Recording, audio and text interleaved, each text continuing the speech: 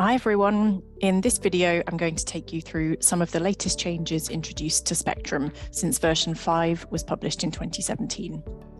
In particular, the cataloguing and use of collections procedures have been revised to encourage a more open and inclusive approach to these activities. These changes were made in response to consultation during 2022 as part of our Rethinking Cataloguing initiative. Before I go through what has changed, it's important to note that there are no new or changed units of information in Spectrum 5.1, so software systems that are Spectrum 5 compliant continue to be so. I'm going to focus on the changes throughout the standard in this video.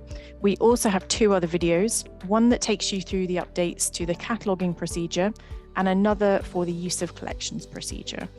You can also find a written summary of all of the main changes, as well as the revised procedures themselves, on the Collections Trust website. We've made small but important changes to some of the language used throughout the Spectrum standard to make the tone more outward-looking.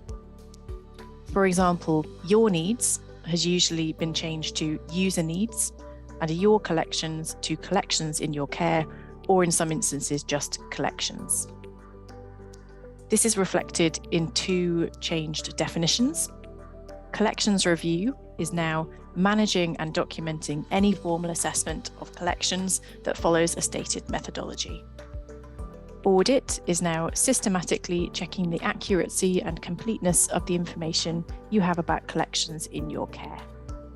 Other changes include a new policy question that's been added to acquisition and accessioning.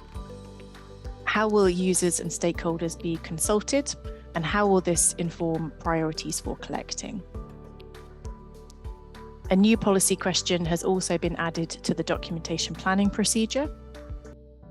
How will you evaluate, record, and keep up to date the evolution of your documentation systems and practices? For example, numbering systems, use of terminology, known gaps, and paper-based records. We've also taken the opportunity throughout the standards to correct minor typographical errors and clarify some wording that we often need explaining when we do our outreach work.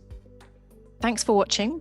Don't forget to take a look at the revised procedures as well as all of the supporting guidance and case studies on the Collections Trust website.